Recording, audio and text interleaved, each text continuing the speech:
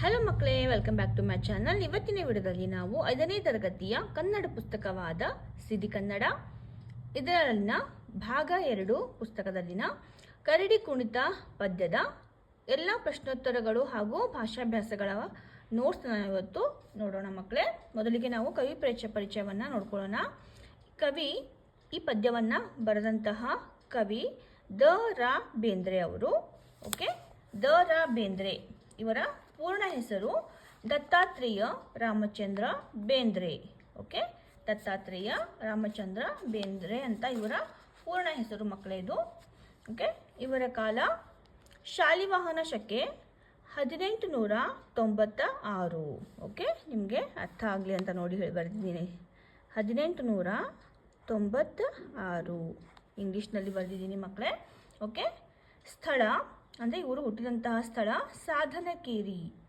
ಸಾಧನಕೇರಿಯ ಧಾರವಾಡ ಜಿಲ್ಲೆಯಲ್ಲಿ ಇವರು ಹುಟ್ಟಿದಂತಹ ಸ್ಥಳ ಸಾಧನಕೇರಿಯಲ್ಲಿ, ಇದು ಧಾರವಾಡ ಜಿಲ್ಲೆಯಲ್ಲಿದೆ ಮಕ್ಕಳೇ.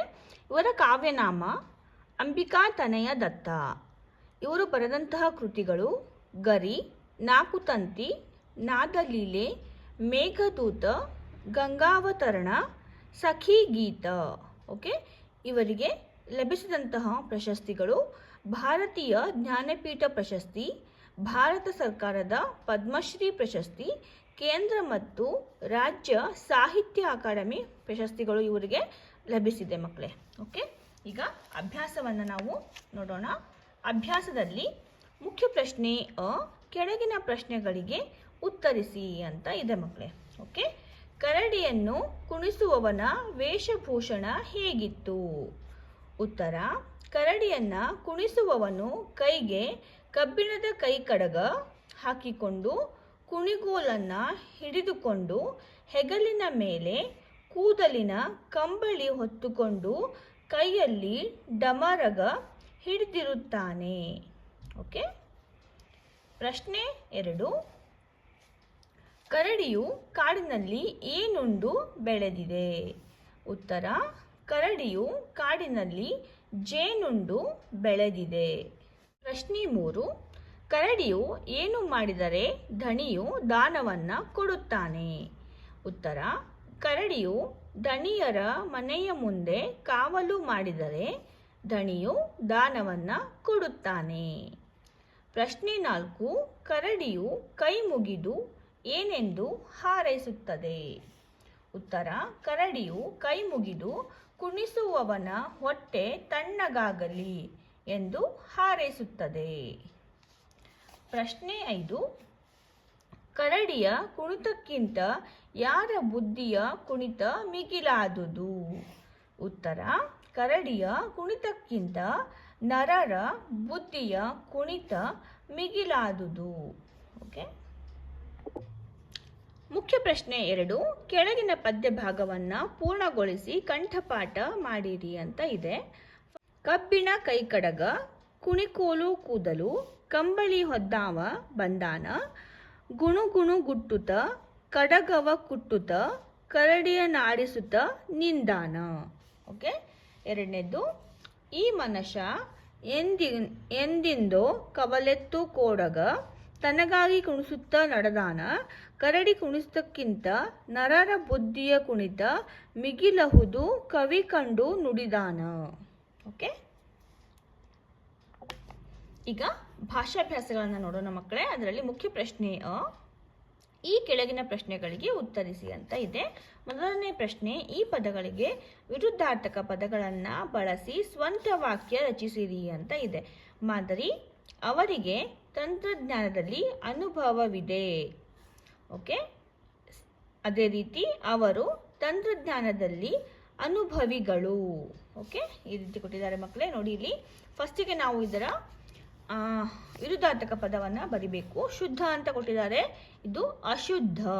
ಓಕೆ, ಶುದ್ಧ, ಇದಕ್ಕೆ ವಿರುದ್ಧ ಪದ ಅಶುದ್ಧ ಅಂತ. ಓಕೆ, ಮೊದಲಿಗೆ ನಾವು ಶುದ್ಧ ಈ ಶಬ್ದವನ್ನು ಯೂಸ್ ಮಾಡಿ ಒಂದು ಸ್ವಂತ ವಾಕ್ಯವನ್ನು ಬರಿಬೇಕು.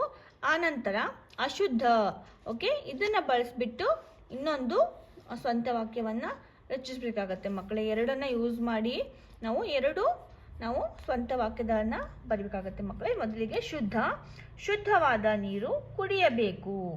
ಓಕೆ, ಈಗ ಅಶುದ್ಧವಾದ ನೀರು ಆರೋಗ್ಯಕ್ಕೆ ಹಾನಿಕರ. ಅನುಕೂಲ, ಅನಾನುಕೂಲ. ಅನುಕೂಲದ ಅಪೋಸಿಟ್ ವರ್ಡ್ ಏನು ಬರುತ್ತೆ? ಅನಾನುಕೂಲ. ನಮ್ಮ ಮನೆಯಲ್ಲಿ ಓದಲು ಅನುಕೂಲವಿದೆ. ನೋಡಿ, ಇಲ್ಲಿ ಅನುಕೂಲ ಇದನ್ನು ಯೂಸ್ ಮಾಡಿ ಫಸ್ಟಿಗೆ ನಾವು ವರ್ಡನ್ನು ಬರಿಬೇಕು, ಒಂದು ಸ್ವಂತ ವಾಕ್ಯವನ್ನು ರಚಿಸಬೇಕು. ನಮ್ಮ ಮನೆಯಲ್ಲಿ ಓದಲು ಅನುಕೂಲವಿದೆ. ಅನಾನುಕೂಲ, ಕೆಲವರ ಮನೆಯಲ್ಲಿ ಓದಲು ಅನಾನುಕೂಲ ಇರುತ್ತದೆ. ಓಕೆ, ಈ ರೀತಿ 2 ವಾಕ್ಯಗಳನ್ನು ರಚಿಸಬೇಕು ಮಕ್ಕಳೇ. ಆರೋಗ್ಯ, ಇದಕ್ಕೆ ಅಪೋಸಿಟ್ ವರ್ಡ್ಸು ಅಥವಾ ವಿರುದ್ಧಾರ್ಥಕ ಪದ ಅನಾರೋಗ್ಯ. ಓಕೆ, ಆರೋಗ್ಯ, ಆರೋಗ್ಯವೇ ನಮ್ಮ ಭಾಗ್ಯ. ಓಕೆ, ಈಗ ಅನಾರೋಗ್ಯವನ್ನು ಯೂಸ್ ಮಾಡೋಣ. ಅನೇಕರು ಅನಾರೋಗ್ಯದಿಂದ ಬಳಲುತ್ತಿರುತ್ತಾರೆ. ಓಕೆ, ನೆಕ್ಸ್ಟ್ ಒನ್ನು ಸಫಲ, ಅಸಫಲ. ಸಫಲ, ವಿದ್ಯಾರ್ಥಿಗಳು ಜೀವನದಲ್ಲಿ ಸಫಲತೆಯನ್ನು ಪಡೆಯಬೇಕು. ಈಗ ಅಸಫಲ, ಅಭ್ಯಾಸವಿಲ್ಲದೆ ಪರೀಕ್ಷೆ ಬರೆದರೆ ಅಸಫಲತೆ ಉಂಟಾಗುತ್ತದೆ.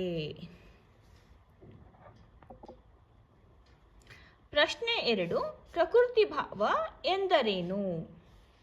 ಉತ್ತರ: ಕೆಲವು ಸಲ ಸ್ವರಕ್ಕೆ ಸ್ವರವು ಪರವಾದಾಗ ಯಾವುದೇ ರೀತಿಯ ಸಂಧಿ ಕಾರ್ಯವು ನಡೆಯುವುದಿಲ್ಲ. ಇದನ್ನು ಪ್ರಕೃತಿ ಭಾವ ಎನ್ನುತ್ತೇವೆ. ಓಕೆ, ಪ್ರಶ್ನೆ 3, ಪ್ರಕೃತಿ ಭಾವಗಳನ್ನು ಹಾಗೂ ಸಂಧಿ ಪದಗಳನ್ನು ವಿಂಗಡಿಸಿ ಬರೆಯಿರಿ ಅಂತ ಇದೆ ಮಕ್ಕಳೇ. ನೋಡಿ ಇಲ್ಲಿ, ಓಹೋ ನಿಧಿ ಸಿಕ್ಕಿತು, ಅಣ್ಣ ಅಲ್ಲಿ ನೋಡು, ಅಡಿಗಲ್ಲು, ಆ ಅರಸು, ಹಳ್ಳಿಯಲ್ಲಿ, ಈ ಮನೆ. ಓಕೆ, ನೋಡಿ ಮಕ್ಕಳೇ, ಇಲ್ಲಿ ಗಮನಿಸಿ, ಅಡಿಗಲ್ಲು ನಾವು ಇದನ್ನು ಹೆಂಗೆ ಬರಿಬೇಕು? ಅಡಿ ಪ್ಲಸ್ ಗಲ್ಲು ಅಂತ ಬರಿಬೇಕಾಗುತ್ತೆ. ಓಕೆ, ನೋಡಿ ಇಲ್ಲಿ ಹಳ್ಳಿ ಪ್ಲಸ್ ಅಲ್ಲಿ, ಹಳ್ಳಿಯಲ್ಲಿ ಅಂತ ಆಗುತ್ತೆ. ನೋಡಿ, ಇದು ಮತ್ತೆ ಇದು. ಓಕೆ, ನಾವು ಇದನ್ನು ಬಿಡಿಸಿ ಬರೆದಾಗ ಇದರಲ್ಲಿ ಸ್ವಲ್ಪ ವಾಕ್ಯಗಳು, ಶಬ್ದಗಳು ಚೇಂಜ್ ಆಗುತ್ತೆ. ಹಳ್ಳಿ ಪ್ಲಸ್ ಎಲ್ಲಿ ಇರೋದು ಹಳ್ಳಿ ಪ್ಲಸ್ ಅಲ್ಲಿ ಆಗುತ್ತೆ. ಅಡಿ ಪ್ಲಸ್ ಗಲ್ಲು ಅಡಿ ಪ್ಲಸ್ ಕಲ್ಲು ಆಗುತ್ತೆ. ಓಕೆ, ಅಡಿಗಲ್ಲು ಇದೆಯಲ್ಲ, ಇದು ಅಡಿ ಪ್ಲಸ್ ಕಲ್ಲು ಅಂತ ಆಗುತ್ತೆ ಮಕ್ಕಳೇ. ಸೊ ಅದಕ್ಕೆ ಇವೆರಡು ಏನು ಸಂಧಿ ಪದಗಳು. ಓಕೆ, ನೋಡಿ ಇವೆರಡನ್ನು ನಾವು ಬಿಡಿಸಿ ಬರೆದಾಗ ಓಹೋ ನಿಧಿ ಸಿಕ್ಕಿತು, ಸೇಮ್ ಮೀನಿಂಗೇ ಬರುತ್ತೆ, ಇದೇ ಥರ ಬರುತ್ತೆ ಮಕ್ಕಳೇ. ಓಕೆ, ಹಾಗಾಗಿ ಇವೆರಡು, ಇದು ಪ್ರಕೃತಿ ಭಾವ, ಇದು ಕೂಡ ಪ್ರಕೃತಿ ಭಾವ. ಆ ಪ್ಲಸ್ ಅರಸು, ಆ ಅರಸು ಅಂತ ಆಗುತ್ತೆ. ಇದರಲ್ಲಿ ಏನು ಯಾವ ಸಂಧಿ ಕಾರ್ಯಗಳು ನಡೆಯುವುದಿಲ್ಲ, ಅದಕ್ಕೆ ಇದು ಪ್ರಕೃತಿ ಭಾವ. ಈ ಪ್ಲಸ್ ಮನೆ, ಈ ಮನೆ, ಇದು ಕೂಡ ಪ್ರಕೃತಿ ಭಾವ. ಓಕೆ, ನಾವು ಕೂಡಿಸಿ ಬರೆದಾಗ ಯಾವುದೇ ಸಂಧಿ ಕಾರ್ಯಗಳು ಇವುಗಳಲ್ಲಿ ನಡೆಯೋದಿಲ್ಲ, ಪ್ರಕೃತಿ ಭಾವ ಅಂತ ಇದೆಯಲ್ಲ. ಓಕೆ, ನೋಡಿ, ಓಹೋ ನಿಧಿ ಸಿಕ್ಕಿತು, ಅಣ್ಣ ಅಲ್ಲಿ ನೋಡು, ಆ ಅರಸು, ಈ ಮನೆ, ಇವು ಪ್ರಕೃತಿ ಭಾವಗಳು. ಅಡಿ ಪ್ಲಸ್ ಗಲ್ಲು ಮತ್ತು ಹಳ್ಳಿಯಲ್ಲಿ, ಇವು ಸಂಧಿ ಪದ. ಓಕೆ ಮಕ್ಕಳೇ, ನೋಡಿ ಇದನ್ನು ಬಿಡಿಸಿ ಬರೆದಾಗ ಅಡಿ ಪ್ಲಸ್ ಕಲ್ಲು ಅಂತ ಆಗುತ್ತೆ. ಓಕೆ, ನೋಡಿ ಇಲ್ಲಿ ಗಲ್ಲು ಇದೆ, ಇಲ್ಲಿ ಕಲ್ಲು ಅಂತ ಆಗುತ್ತೆ. ನೋಡಿ ಇದನ್ನು ಬರೆದಾಗ ಹಳ್ಳಿ ಪ್ಲಸ್ ಅಲ್ಲಿ ಅಂತ ಆಗುತ್ತೆ. ಓಕೆ, ಇದು ಎಲ್ಲಿ ಇದೆ, ಓಕೆ, ಇದು ಅಲ್ಲಿ ಅಂತ ಆಗುತ್ತೆ. ಇಲ್ಲಿ ಸಂಧಿ ಕಾರ್ಯ ನಡೆಯುತ್ತೆ ಮಕ್ಕಳೇ. ಸೊ ಹಾಗಾಗಿ ಇದು ಸಂಧಿ ಪದ. ಓಕೆ, ಇದರಲ್ಲಿ ಸಂಧಿ ಕಾರ್ಯ ನಡೆಯುವುದಿಲ್ಲ ಮಕ್ಕಳೇ. ಓಹೋ ನಿಧಿ ಸಿಕ್ಕಿತು, ಈ 4 ಇದರಲ್ಲಿ ಸಂಧಿ ಕಾರ್ಯಗಳು ನಡೆಯುವುದಿಲ್ಲ. ಸೊ ಹಾಗಾಗಿ ಇವು 4 ಪ್ರಕೃತಿ ಭಾವಗಳು. ಓಕೆ, ನಿಮಗೆ ಅರ್ಥ ಆಗಿದೆ ಅಂತ ಅನ್ಕೋತೀನಿ ಮಕ್ಕಳೇ. ಇಲ್ಲಿಗೆ ಕರಡಿ ಕುಣಿತ ಈ ಪದ್ಯದ ಎಲ್ಲ ಪ್ರಶ್ನೋತ್ತರಗಳು ಹಾಗೂ ಭಾಷಾಭ್ಯಾಸಗಳು ಮುಕ್ತಾಯವಾಗಿದೆ ಮಕ್ಕಳೇ. ಐ ಹೋಪ್ ನಿಮಗೆ ಈ ವಿಡಿಯೋ ಇಷ್ಟ ಆಗಿದೆ ಅಂತ ಅಂದ್ಕೊಳ್ತಾ ಇದ್ದೀನಿ.